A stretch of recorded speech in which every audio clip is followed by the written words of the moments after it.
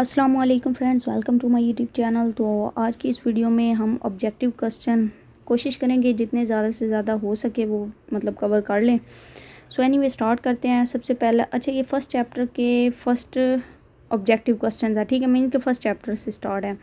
National income is equal to national expenditure is an identity function none और equation, ठीक है। Definitely ये एक आइडेंटिटी है, क्योंकि हमने बात की थी कि नेशनल इनकम देख लें कंट्री की या नेशनल एक्सपेंडिचर देख लें, बात एक ही है। इकॉनमी की सिचुएशन पता चल जाती है, तो मीन्स के ये हमने एक आइडेंटिटी रखी थी। Per capita income is income पर हेड, इनकम पर इंडस्ट्रियल यूनिट, पर वर्कर, पर हाउस होल्ड, ठीक है। पर हेड की बात हो रही है, ठीक है, कि per capita income is basically पर हेड इनकम के एक बंदा कितना कमा रहा है, सही है। और उसके अलावा if indirect taxes are deducted from NNP and subsidies are added we achieve national income. ये एक फार्मूला है सिंपल सा, इसको तो एज इट इज़ आपको याद करना पड़ेगा। Transfer payment are not included in national income because double counting would result, ठीक है। ये हमने बात की हुई है कि डबल काउंटिंग का इशू आ जाता है, इसलिए हम ट्रांसफ़र पेमेंट को ऐड नहीं करेंगे। और ट्रांसफ़र पेमेंट है क्या, पेंशन या फिर अनएम्प्लॉयमेंट अलाउंस वगैरह। To determine the correct level of GNP it is necessary to add up the value of goods and services during 1 year, या फिर count all imports, add up all saving, add up the value of semi finished good. तो definitely एक ही हमारे पास इसमें sense बन रही है, जो कि फर्स्ट ऑप्शन किया, तो ये तो ऑटोमेटिकली ही आइडिया हो जाता है। Real national income increase when quantity of goods and services increase, price of goods rising, national savings increase, none of the above, ठीक है। कि हमारी नेशनल इनकम कब बढ़ेगी, जाहिर बात है, हमने कहा था कि जब हमारे पास प्रोडक्शन ज़्यादा होगी, ठीक है। तो quantity of goods and services increase means कि हमारी प्रोडक्शन जब बढ़ी है, इसलिए हमारी रियल नेशनल इनकम बढ़ जाएगी। It is consider as investment.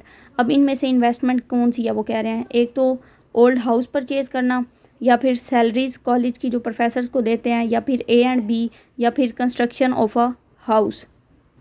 तो definitely construction of a house जो है वो हमारे पास करेक्ट आंसर है, क्योंकि बाकी तीनों अगर आप ऑप्शन देख लें, अब ये कन्फ्यूजन के लिए भी जो ऑप्शन है वो भी है purchase of an old house, ठीक है। तो वो एक इन्वेस्टमेंट तो नहीं ना होगी, ठीक है। हमने इन्वेस्टमेंट करनी है ताकि हमें ज़्यादा प्रॉफिट मिले। कोई ओल्ड हाउस परचेज करेंगे तो उसको नेक्स्ट सेल करेंगे तो अंदर प्रॉफिट मार्जिन बहुत कम होगा, तो इसकी निस्बत हमारा जो A ऑप्शन है वो ज़्यादा बेटर है। अदरवाइज़ देखा जाए तो मेरे हिसाब से तो ऑप्शन B भी वैलिड बन रहा है, क्योंकि हमने इन्वेस्टमेंट करनी है, चाहे ओल्ड चीज़ लें या न्यू लें, बात तो एक ही है। लेकिन ज़रा construction of a new house ज़्यादा वैलिड है। उसके बाद है it is considered a transfer payment. अब वही बात होगी कि ट्रांसफ़र पेमेंट कौन सी होती हैं, तो यहाँ पर अनएम्प्लॉयमेंट अलाउंस वगैरह हो गया। GNP is always greater than NNP, ठीक है। ये भी एक ऐसे समझ लें कि टू द पॉइंट रट्टा लगाने वाला कंसेप्ट है कि GNP ग्रॉस नेशनल प्रोडक्ट हमेशा ज़्यादा होती है NNP नेट नेशनल प्रोडक्ट से। इनका कंसेप्ट को देखा जाए तो वहाँ से अंडरस्टैंडिंग हो जाएगी। द 4 फैक्टर पेमेंट्स और फैक्टर ऑफ पेमेंट उनने जस्ट पूछे हैं, ठीक है। अब फैक्टर ऑफ पेमेंट के मीन्स के हम जो फैक्टर ऑफ प्रोडक्शन है उनको जो पे करते हैं, ठीक है, उसमें वेजेस आ जाती हैं, रेंट, इंटरेस्ट एंड प्रॉफिट। ये तो एक नॉर्मल है, फैक्टर ऑफ प्रोडक्शन को माइंड में रखते हुए आप ये चीज़ें अपने माइंड में देखें तो आपको समझ आ जाएगी। इट इज़ ट्रांसफ़र पेमेंट के इनमें से ट्रांसफ़र पेमेंट कौन सी होगी, तो डेफिनेटली सोशल सिक्योरिटी पेमेंट जो है वो ट्रांसफ़र पेमेंट है, क्योंकि बाकी अगर देखें तो कार की पेमेंट, कॉलेज ट्यूशन फ़ी या फिर बैंक लोन की जो पेमेंट है वो ट्रांसफ़र पेमेंट नहीं है, क्योंकि इसका कंसेप्ट हम ऑलरेडी पढ़ चुके हैं। It is counted in GDP के बेसिकली इसमें से कौन सी ऐसी है जो GDP में काउंट होगी, ठीक है। अ TV set produce this year but not sold, sale price of an old car, purchase of 100 shares of PSO, the layer people consume okay. इसमें बेसिकली अब अगर चारों के हिसाब से देखा जाए तो डेफिनेटली TV जो इस साल में प्रोड्यूस तो हुआ है लेकिन सेल नहीं हुआ, वो इसी साल की GDP में शामिल होगा, ठीक है। और इसके अलावा अगर इस GDP का कंसेप्ट माइंड में रखें तो हमने पढ़ा था, ठीक है, कि जो चीज़ पिछले साल की है चाहे वो सेल इस साल में हुई है लेकिन वो पिछले साल की GDP में शामिल होगी, ठीक है। उसके बाद if government increase tax private saving decrease, ठीक है, सारी बात है, गवर्नमेंट टैक्स लगाएगी, लोगों की डिस्पोजेबल इनकम डिक्रीज़ हो जाएगी तो सेविंग भी कम हो जाएंगी। If C is equal to 200 and I is equal to 40 then Y will equal, यह फार्मूला आपको याद होगा, उसके अकॉर्डिंग 240 आ जाएगा, ये फार्मूला आप देखिएगा। उसके बाद corporate tax is levied on big companies, okay जी, इम्पोर्टर्स, लैंडलॉर्ड, ये क्या वर्ड है, म्यूनसिपल कॉरपोरेशन, ठीक है। वो कह रहे हैं कि कॉर्पोरेट टैक्स जो है वो बेसिकली किस पे लगाया जाता है, बिग कंपनीज पे ही लगाया जाता है। कॉरपोरेशंस मींस के जो कंपनीज डिफरेंट होती है। If we deduct direct tax from personal income we get disposable income, ये तो सिंपल डेफिनेशन से पता चल रहा है। The largest part of national income goes to, ज़ाहिर बात है हमारी इनकम का ज़्यादा पार्ट कंजप्शन की तरफ जाता है। वही measure national income by this method, ठीक है, ये तीनों मेथड मेजर मतलब इनकम को करने के लिए यूज़ होते हैं। विच स्टेटमेंट इज़ ट्रू, ये स्टेटमेंट ABC इसमें से कोई भी नहीं लगा हुआ, खैर देखते हैं। इसमें अब ये फार्मूला उन्होंने दिया हुआ है, ठीक है, NNP is equal to NI। मेरे ख्याल में तो इसमें जो हमारा फर्स्ट है ना वही ओके है, क्योंकि वही हमारे पास फार्मूला ओके बन रहा है, बाकी फार्मूलाज रॉन्ग है, सही है। लेकिन इसको एक दफ़ा देख लीजिएगा आप। Transfer payment means the payment without work, ज़ाहिर बात है पेंशन वगैरह जो भी होती हैं। Direct tax are not include in DPI, अब ये DPI क्या है पता नहीं, डिस्पोजेबल पर्सनल इनकम मेरे ख्याल में है, लेकिन ये देख लीजिएगा, मुझे अब DPI की एब्रीवेशन नहीं याद आ रही। I think disposable personal income ही है, हाँ जी, क्योंकि ज़ाहिर बात है अगर बात की जाए पर्सनल इनकम की PI की, तो उसमें तो टैक्स इंक्लूड होता है, जब उसमें से टैक्स निकाल देते हैं तो वो डिस्पोजेबल पर्सनल इनकम बन जाती है, तो डायरेक्ट टैक्स ज़ाहिर बात है उसमें इंक्लूड नहीं होगा।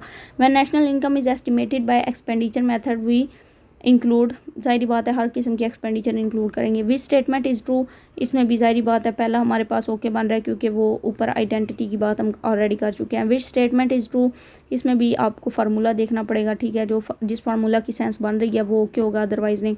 There are method of measuring national income, 3 method हैं, ये भी बात हो चुकी है। If we compare GDP and GNP, then GNP is equal to GDP plus net income from abroad. ये GNP का अगर आपने मतलब डेफिनेशन पढ़ी है ना, तो वहाँ पे आपको पता चल गया होगा, ठीक है, कि GNP या GDP, हाँ जी, GDP की जब हम बात करते हैं तो हम कहते हैं कि एक साल के अंदर एक कंट्री के अंदर जो भी चीज़ें प्रोड्यूस हुई हैं, लेकिन GNP की जब हम बात करते हैं तो कहते हैं कि बाहर के मुल्क में भी मतलब जो भी चीज़ें हमारे जो भी क्या उसे कहते हैं, खैर मतलब आप इस तरह कह लें कि जो भी पीपल हमारे दूसरे कंट्री में काम कर रहे हैं, ठीक है, वो भी उनकी इनकम और सारा कुछ ऐड होता है। It is deducted from GNP to get NNP, depreciation आ जाता है, ठीक है, ये फार्मूला में भी हमने देखा हुआ है। Select the correct statement, depreciation allowance is a part of GNP, इसमें से तो अब आपने मतलब खुद फाइंड करना है, ठीक है, कौन सी स्टेटमेंट ओके है, साफ पता चल जाता है कौन सी रॉन्ग है कौन सी ओके है, अगर मतलब चैप्टर को अच्छे से देखा जाए। Which is the largest figure, ज़ाहिर बात है हमने कहा था कि GNP किसी कंट्री की सिचुएशन अच्छे से बताती है, ठीक है, और ये लार्जर फिगर भी होगा। Which is a flow concept, number of my shares my monthly income, यही बात है वो एक फ़्लो के हिसाब से चल रही है। To avoid double counting the GDP estimate economist calculate value added at each stage of production, ठीक है, कि मीन्स के हर क्या है, use GDP reflect to avoid double counting when GDP is estimate economist calculate value added at each stage of production, ठीक है, कि मीन्स उसकी एक फ़ाइनल प्राइस वो देख लेते हैं, इंटरमीडिएट प्राइस को भी शामिल नहीं करते। हमने कहा था कि हम फाइनल प्राइस की बात करेंगे। TV set purchase from a retail store is an example of final good, ज़ाहिर बात है TV एक फाइनल गुड होगा। उसके बाद है it is deducted from GNP to find NNP depreciation allowance, ये भी एक फार्मूला है, ठीक है, GNP में से NNP निकाल दें तो डेप्रिसिएशन अलाउंस बढ़ जाएगा। Undistribution profit are consider income earned but not received, ठीक है, ये डिस्ट्रीब्यूटेड प्रॉफिट है, income receive but not earned, ज़ाहिर बात है ये B ऑप्शन तो किसी सेंस में नहीं बन रहा।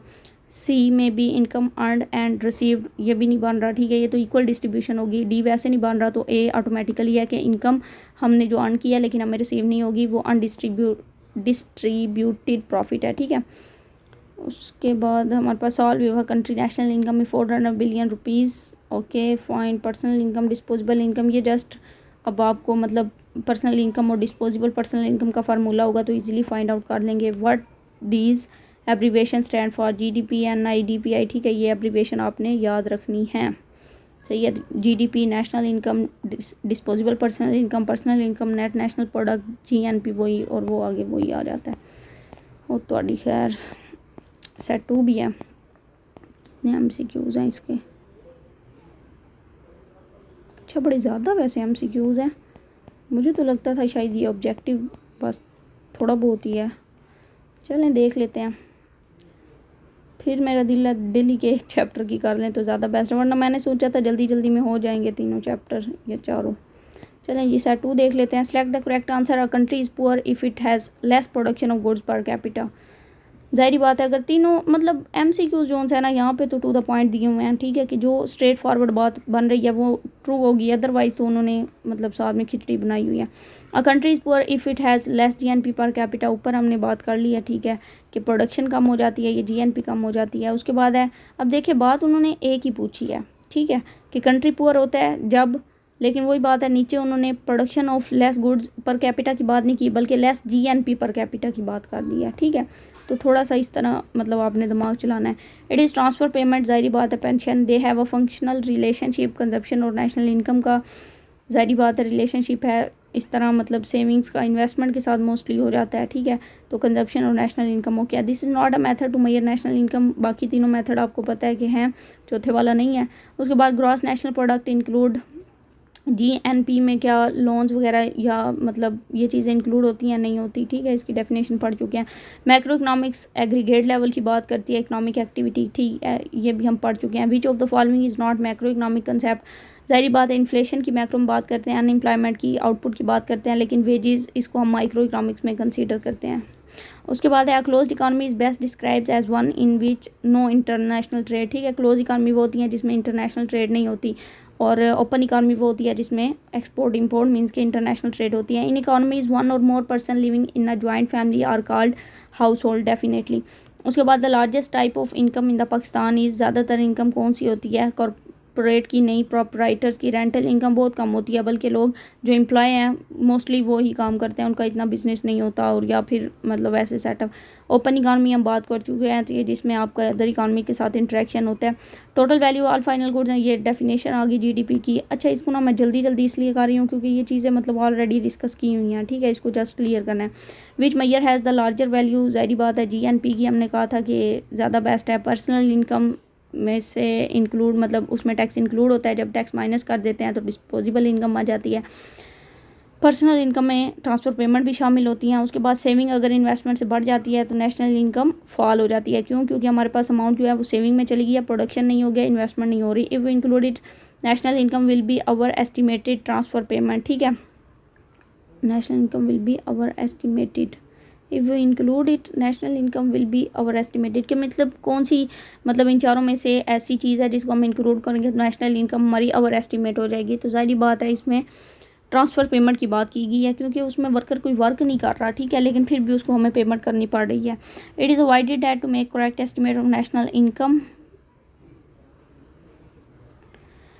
It is avoided to make correct estimate of national income means के डबल काउंटिंग से बचना चाहिए। ठीक है, नेशनल इनकम को करेक्ट वो मेजर करने के लिए। It is not include in the estimation of national income, all are not included. ठीक है, सारी बात import services of household illegal income ये नहीं इंक्लूड करते। The goods which are use directly by the people are called consumer goods. Circular flow of income links income and expenditure, ज़ाहिर बात है सर्कुलर फ्लो में हमने बात की थी, एक साइड पे इनकम की बात कर रहे हैं मीन्स के फर्म की जिन्हें इनकम जनरेट हो रही है, और वो फिर कंज्यूमर की बात कर रहे हैं, हाउस होल्ड की जो एक्सपेंडिचर कर रहे हैं। ट्रांसफ़र पेमेंट में ज़ाहिर बात है पेंशन ज़कात की बात करते हैं। दिस स्टेटमेंट इज़ ट्रू, इनमें से अब आपने एक स्टेटमेंट देखनी है, और ज़ाहिर बात है पहली स्टेटमेंट ही ओके लग रही है, रेंट इंटरेस्ट वेज और प्रॉफिट। दूसरी में देखें तो टैक्स है, तीसरी में देखें तो पेंशन है, और चौथी में देखें तो गवर्नमेंट एक्सपेंडिचर है। डिटर्मिनेंट्स ऑफ नेशनल इनकम, ज़ाहिर बात है उसमें हम human resource, natural resource, capital resource की बात करते हैं। ह्यूमन रिसोर्स कौन से, कि जो हमारे पास कितना स्किलफुल लेबर है। कैपिटल रिसोर्स मशीनरी वगैरह। नेचुरल रिसोर्स जो कि हमारे पास नेचुरली हैं। सही है, तो ये ऑटोमेटिकली आपको क्लियर हो जाएगा। बाकी देखें तो बाकी चीज़ें इसमें इंक्लूड नहीं होती नेशनल इनकम में। National income is estimated bye 3 method हैं। ठीक है, वही बात होगी। National income of a country does not include illegal income, और ज़ाहिर बात है ये चीज़ें इंक्लूड नहीं होंगी। डिनोशन इंक्लूड हो जाती हैं, हाई सैलरीज, क्योंकि दूसरे कंट्रीज जब पता है सैलाब वगैरह आता है तो डोनेट कर देते हैं। इसके अलावा द स्टेटमेंट इज़ ट्रू। ठीक है, इसमें से कौन सी स्टेटमेंट ट्रू है वो देखना है हमने, और ये देख लें अगर सेकंड ट्रू है, inflation plays unfavourable role in distribution of national income, के नेशनल इनकम की डिस्ट्रीब्यूशन के लिए इन्फ्लेशन अच्छा रोल प्ले नहीं करता। GDP stand for gross domestic product, it is not a method to measure national income. ज़ाहिर बात है ये 3 हमने पढ़ लिए हैं, और चौथे वाला टैक्सेस वाला नहीं है। Which of the following would not be included in GNP, support of the poor. ठीक है, ये जीएनपी का पार्ट नहीं होता, बाकी जो भी मतलब इकॉनमी की बातें हो रही हैं वो डेफिनेटली इंक्लूड होंगे। इट इज़ ट्रांसफ़र पेमेंट, यार बार बार एक ही चीज़ उन्होंने पूछी हुई है। Okay, payment of pocket money to children, उसके बाद financial support to old parents. ठीक है, और broker commission in social action. तो ट्रांसफ़र पेमेंट का हमने कंसेप्ट पढ़ा है कि इसके लिए आपको कोई जद्दोजहद नहीं करनी पड़ती। ठीक है, आपको जो भी गवर्नमेंट की तरफ से या फ्री में मिल जाता है उसको ट्रांसफ़र पेमेंट कहते हैं। तो ज़ाहिर बात है ए मतलब चिल्ड्रन को हम जो पॉकेट मनी दे रहे हैं, और बी बेसिकली जो हम पेरेंट्स को अमाउंट दे रहे हैं। It is not transfer payment, ज़ाहिर बात है, ब्रोकर कमीशन, ठीक है, ये नहीं होगा। To find net national product depreciation को उसमें से सब्सट्रैक्ट कर लेते हैं। In circular flow model household on the resources, ठीक है। उसके बाद सर्कुलर फ्लो में ज़ाहिर बात है हमने हाउस होल्ड की बात की है या फिर हमने फर्म की बात है, तो हाउस होल्ड के हवाले से देखा जाए तो उनके पास रिसोर्सिस होते हैं। ओके जी, ये हमारे पास एंड हो गया, ठीक है, चैप्टर 1 का। तो इसी तरह हम चैप्टर 2 का भी कल स्टार्ट करेंगे, ठीक है। और दूसरा मैंने चैप्टर 4 को एंड किया है। तो आज के लिए मेरे ख्याल में इतना काफ़ी है। तो इंशाल्लाह नेक्स्ट वीडियो में फिर बाकी रिमेनिंग स्टार्ट करेंगे। Thanks for watching. अल्लाह हाफिज़।